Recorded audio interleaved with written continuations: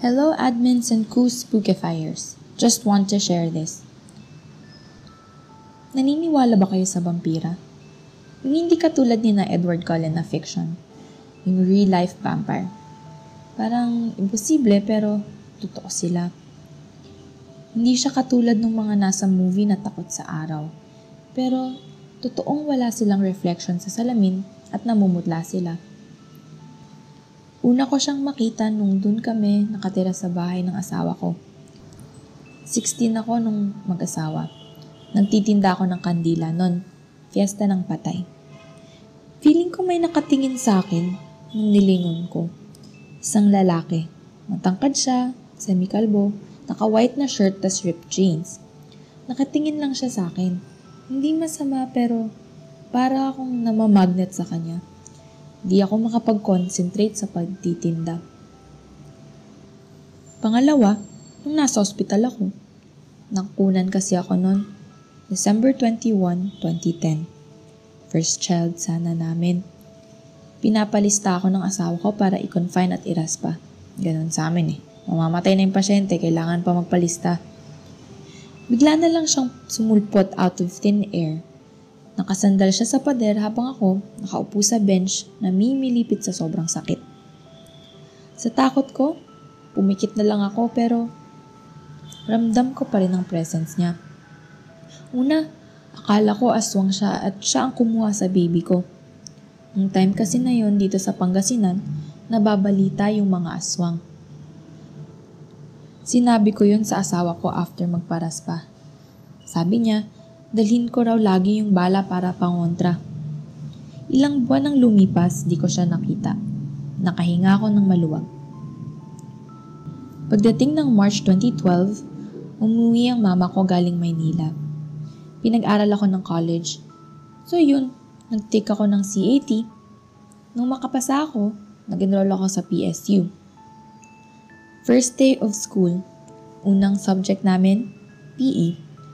Naipon-ipon lahat ng freshmen sa gym.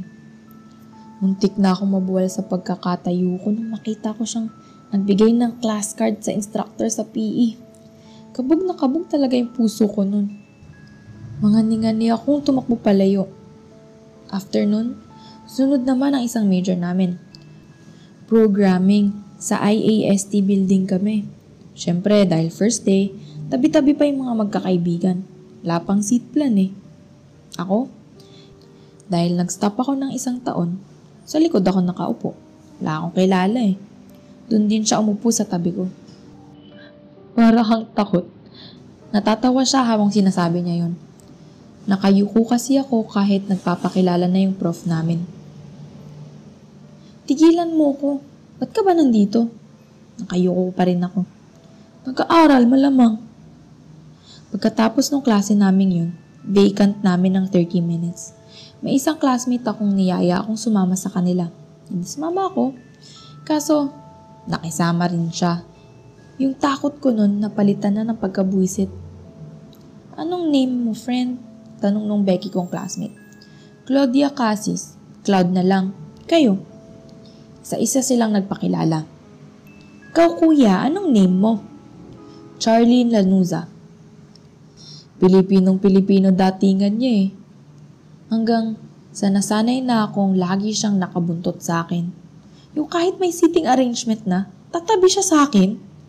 Yung katabi ko, hindi umaangal pag pinapaalis niya. Di ko alam nun kung takot lang yun sa kanya. Pati prof namin hindi siya sinisita. May bagyo nun pero as usual, late na nagsuspend ng klase. College kasi, mukha daw kasing waterproof. Nastuck kami nun sa IAST. Yung asawa ko, hindi ako masundo dahil basa na sa daanan. Yung payong ko, nababaluktot sa lakas ng hangin. Kaya no choice. Hihintayin ko na lang ang pagkalma ng hangin at ulan. Nandun ako kasama nila MM. Mga naging kaibigan ko na, yung mga nagyaya sa akin. Sila busy sa pag-FB. Ako, nagsa-sound trip lang sa room. Maya-maya, may umupo sa desk ng upuan ko. Kala ko umalis ka na. Sita ko sa kanya. Nawala kasi siya bigla nung nag-announce yung program dean na wala ng klase. Never akong umalis. Lagi lang akong nasa paligid. Ang creepy ng sagot niya. Tinignan ko sila, nasa gitnang row sila. Kami nasa may last. Kaya, nag-decide na akong tanungin siya tungkol sa sementeryo at sa ospital. Aswang ka ba? Tinawanan niya ako. Napatingin sa amin yung iba. Ako? Paano mo nasabi? Andun ka sa sementeryo nung undas. Pati, bigla na lang pagsulpot mo nun sa ospital. Sumusulpot lang, aswang na kagad. Di ba pwedeng vampira muna? Kinurot ko siya sa braso. Ang tigas ng balat niya. Di naman malamig pero hirap purutin. Twilight? Vampire Diaries? Sino ka doon? Si Edward o si Stefan? Ay hindi. Si Damon ka. Biglang sumeryoso ang mukha niya. Huwag mo akong ikumpara sa mga yan. Paano mo na nga nagawa yun? Umalis siya sa pagkakaupo sa desk.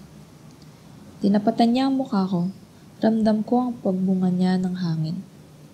Pag sinabi ko sa'yo, maniniwala ka ba? Tumango ako. Sige, mamaya, pagtulog ng asawa mo, usap tayo. Tapos nun, bigla siyang nawala. Doon ko na-realize na may mali sa kanya. Nung tinanong ko kasi sila kung nakita siya, sabi nila, kanina para umuwi. Mas lalo kong natakot nung mag-sink in sa akin. Bakit alam niya bahay namin? Tulog na si DJ. Nanonood na lang ako sa may sala. Sa bahay na ng parents ko kami nakatira. Nasa Manila sila, kaya kaming dalawa lang. Biglang namatay yung TV, tapos bigla siyang lumitaw sa harap nun. Tawa siya ng tawa sa akin, mukha raw kasing natatay ako. Naiyak na ako sa takot nun. Sino pang hindi? Akala ko nun aswang siya. Worst demonyo. Pinatahan niya ako. Nagtataka ako nun sa lakas ng awa ko, yung asawa ko hindi pa rin nagigising. Vampira ako. Totoo yun. Nadalaw ako sa kapatid kong namatay sa sementeryo. Kaso, naiinis ako kasi nawala na yung puntod niya. Tsaka kita nakita. Na-curious ako sa'yo. Alam kong buntis ka nun. Nagtaka ako kasi wala akong marinig na tibok ng puso galing sa baby mo. Nung sa ospital naman, nakita kitang buhat ng asawa mo. Nakatambay ako nun sa may akasya. Hindi ko alam kung bakit hindi ako makaalis. Ayaw ng isip ko. Sinundan ko kayo hanggang sa ospital. Nandun lang kaya ako sa tuktok ng tricycle niyo. Naawa ako sa'yo nun. Nakikita ko yung kapatid ko sa'yo. Nakunan din siya. Malas nga lang niya, namatay siya. Wala pang doktor nun, puro hilot pa. Kaya nalason siya nung hindi niya nailabas yung inunan ng bata. Ba't nag-aral ka rin? Sinusundan mo ko eh. Paano mo nalaman? Ikaw kasi cute mo tignan. Lalo pag nagluluto ka o naglalaba. In denial pa ako. Tae, vampira siya. Folklore lang yung alam ko. Wala silang kakayanang magbasa ng isip pero nararamdaman nila yung emosyon mo. Kaya alam niyang nagda-doubt ako kung totoo siyang vampira. Pinakita niya canines niya. Kwento niya kung paano siya naging vampira. 10 ng mga kasama niya. Kasagsagan ng World War II noon. Kasama siya sa hukbo ng gerilya na nakabase dito sa Pangasinan. Pahirapan noon ng pakikipaglaban. Kulang sila sa baril at tao. Dagdag pa ang gutom kasamang pag-aalala sa pamilya nilang naiwan. May isang makapili ang nagturo ng kuta nila sa mga Hapon kapalit ng ginto. In-ambush sila. Halos lahat sila namatay. Silang mga naghihingalo, hinayaan na lang. Nararamdaman na niya ang katapusan na may dumating na 2 tao, parehas na babae. Nilapitan siya nung isa, tinanong kung gusto niyang mabuhay pa. Tinanong niya kung ano yung kapalit, pagkauhaw ng dugo. Tumanggi siya. Kristiyano siya. Tanggap na niya ang kapalaran niya. Mas masayang mamuhay sa langit. Pumayag naman yung babae. Pero yung mga kasamahan niya, Isa-isa, nagsitayuan. Nilapitan naman siya ng isa pang babae. Walang pasabing kinagat siya. Mahinang sigaw na lang ang nagawa niya. Next time na lang yung iba. Marami pang kwento si Charlie. Ang haba na kasi masyado.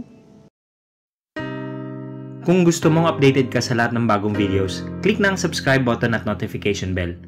Maaari ka ring makatulong sa channel sa pagpunta sa Patreon page, yung link nasa description, kung saan pwede ka magpadala ng pera sa channel. Maski $1 or 50 pesos per month napakalaking tulong na po.